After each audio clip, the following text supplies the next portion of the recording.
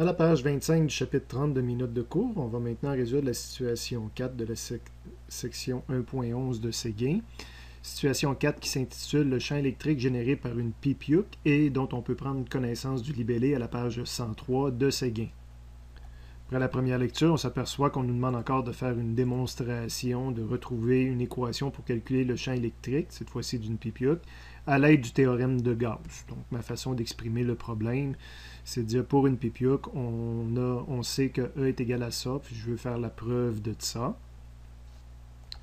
Donc, à partir de la page blanche, j'aurais commencé par me dessiner une PIPIUC. Je l'ai fait dans 2 vues, même 3 vues. Vue de côté, donc c'est une plaque, vue en 3D en perspective. Donc ici, c'est ma vue de côté, ma vue en perspective. Puis ça, c'est la vue de haut, donc je vois le carré de la plaque. Donc, on va mettre nos paramètres clés. Le champ créé par une PIPIUC. Si c'est une positive, une de mes hypothèses, ça va devoir mis une charge positive. C'est toujours plus facile à gérer. Fait que c'est pour ça que sur ma plaque, j'ai écrit plus ici, que j'ai écrit plus ici. Je l'ai peut-être même écrit 2 fois. Une fois, ça aurait été suffisant. Et je l'ai probablement écrit également sur la plaque vue de haut. Donc, le champ électrique d'une plaque positive quitte la plaque de façon uniforme, donc des lignes de champ parallèles comme ça. Donc, à côté de mes lignes, je vais écrire que c'est le champ électrique E. Vue de haut, il est sortant, donc c'est le champ électrique E. À côté de au moins un point sortant, je vais écrire E. Le sigma, c'est la charge de la plaque. Donc, je l'ai illustré ici. J'aurais pu l'écrire sur la plaque ici également. Puis la plaque vue de haut, je crois que lui, j'ai pensé à le mettre. Divisé par 2 epsilon 0. Moi, epsilon 0, c'est une constante. Donc, j'ai dessiné la plaque, j'ai dessiné le champ électrique. Pour faire cette démonstration-là, je vais utiliser le théorème de Gauss. Je vais utiliser une surface de Gauss. Quand je regarde la symétrie ou l'orientation générale du champ électrique, je dois être capable d'identifier que le meilleur outil, la meilleure surface de Gauss pour résoudre le problème ici, ou le seul qui va me permettre d'avoir un problème relativement simple, c'est une surface de type rectangulaire, donc une boîte. Okay? Donc, c'est à ce moment-là que j'ai ajouté les pointillés verts pour montrer ma surface de Gauss qui vient recouvrir l'objet que je veux étudier, le champ électrique. Je vais reporter ici le théorème de Gauss que je m'apprête à utiliser. Donc, le flux électrique sur une surface fermée, donc sur la surface verte, est égal à la charge à l'intérieur de la surface verte divisé par epsilon 0. Donc, je vais avoir besoin de calculer le flux électrique. On développe les deux côtés. Je vais avoir besoin de calculer le flux électrique sur la surface fermée. Bien là, il va falloir que j'étudie les différentes surfaces de ma boîte. Donc, je les ai identifiées. Peut-être la meilleure vue, c'est la vue perspective. Donc, j'ai A1 en haut, A6 en bas, que j'ai remis ici A1, A2, mais là, on les voit juste sur le bord d'une ligne. On ne réalise pas que c'est des surfaces comme telles. Sur le côté ici, j'ai A5. De ce côté-ci, j'ai A3. À l'arrière, ce que j'ai voulu montrer par la petite flèche, j'ai A4. Puis la surface à l'avant, j'ai A2. Donc, c'est des 6 surfaces typiques d'une boîte. Sur la vue de haut, si je regarde de haut, ça veut dire que je voyais A1. Mais on va voir que je l'ai renommé aussi les surfaces A. J'aurais pu traîner A1. Il faudrait que je pense à le changer éventuellement. Évidemment, des fois, j'ai des paramètres dimensionnels. On va y revenir tout à l'heure de toute façon. Ici, il me restait le A2, là, la surface que je vois de face ici. Ayant 6 surfaces, je vais étudier le flux électrique sur ces 6 surfaces-là. Fait que de ce côté-là du égal, j'ai 6 surfaces à étudier. De l'autre côté du égal, pour l'instant, je ne l'ai pas traité. Je vais traiter justement ce côté-là du égal en premier en réglant la charge qui est à l'intérieur de la boîte verte. C'est une charge qui est définie par un sigma, par une charge surfacique. Je vais aller chercher l'équation qui définit une charge surfacique. C'est que en coulomb par mètre carré, donc sigma est égal à Q en coulomb divisé par l'air en mètre carré. Je vais l'adapter à mon problème, donc le sigma, le Q, c'est le Q vraiment qui est à l'intérieur de la boîte carrée verte ici. Vu de haut, on le voit mieux. Ce n'est pas toutes les charges que je dois tenir compte, mais c'est seulement les charges qui sont ici.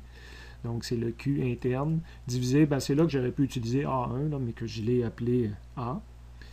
Je veux avoir une équation pour Q interne. Donc, je vais réécrire que Q interne est égal à sigma fois A. Donc, j'ai développé le côté droit de l'équation.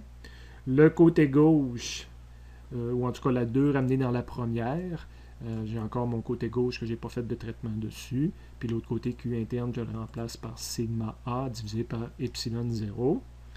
Et maintenant, je vais faire le traitement de ce côté-là. Je vais étudier chacune des surfaces, mais évidemment, il y en a qui vont me donner 0 parce qu'il y en a qui n'interceptent pas de flux électrique, n'interceptent pas de ligne de champ électrique.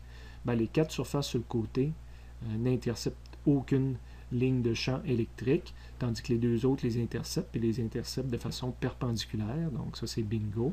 Évidemment, étant donné que j'ai mis une charge positive, c'est tout du champ électrique sortant de la boîte.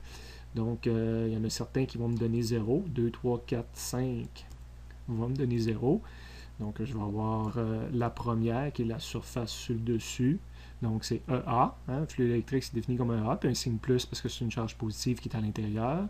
Celle qui me donne 0. Puis la dernière en dessous, 6, va me donner aussi E fois A, A6. Puis, c'est aussi un champ qui est positif. Pas un champ, mais un flux qui est positif. De l'autre côté, rien n'a changé. Évidemment, on avait dit qu'au lieu de A1, je pouvais écrire A, puis au lieu de A6, je peux également écrire A. Donc ici, je vais écrire EA plus EA6 plus EA est égal à ça de l'autre côté. Et c'est là que je peux voir que les A s'en vont.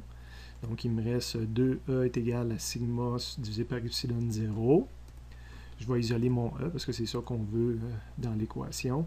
Donc, avec un sigma qui était plus grand que 0, l'hypothèse que j'avais faite au départ, ben, j'ai E est égal à sigma sur 2 epsilon 0. Si jamais je l'aurais fait avec un sigma plus petit que 0, c'est-à-dire que je mets des charges moins ici, je me serais retrouvé à, comme équation, avoir pratiquement toute la même chose. C'est quand j'ai écrit la partie ici que j'aurais écrit des moins. Donc, moins EA1, moins EA6. Le développement aurait été pratiquement pareil, mais ça aurait introduit un signe moins dans mon équation. E est égal à moins quelque chose, quand sigma est plus petit que 0. Donc, on voit qu'on a 2 fois la même équation. En bout de ligne, ça va toujours donner un E positif, hein, parce qu'ici, sigma vaut plus grand que 0, donc positif divisé par du positif va me donner positif. Puis ici, ça va me donner aussi un E plus grand que 0, parce que le sigma est négatif, moins quelque chose qui est négatif, va donner positif, donc on arrive à la même valeur, puis dans le fond, ça revient à dire que j'aurais juste à prendre la valeur absolue, puis j'obtiendrai mon E, en combinant les deux possibilités. Fait qu'on voit qu'il y avait des choses de pas cocher en haut, j'en ai eu carrément pas besoin. C'était les paramètres dimensionnels de la boîte, donc on va les mettre en rouge, ils ne m'apportent absolument rien au problème comme tel. Donc la longueur de la boîte, puis les dimensions de côté de la boîte, ne change strictement rien au problème. Et je rappelle que dans les faits, j'aurais pu me contenter de un de ces 3 dessins-là. Le meilleur, d'après moi, c'est la vue 3D qui montre vraiment tout la stratégie qu'on a pris. Avant de clore la vidéo, je vous ramènerai quelques secondes à la page 24, lorsqu'on a illustré le dessin, qu'on a mis nos tiges, après ça on met les champs électriques, mais évidemment proche des lignes de champs électriques, j'aurais identifié au moins une fois que ce sont des lignes de champ électrique. Je pense que le troisième, on l'avait mis. Mais n'oublions pas de rajouter le E là, ici, s'il vous plaît.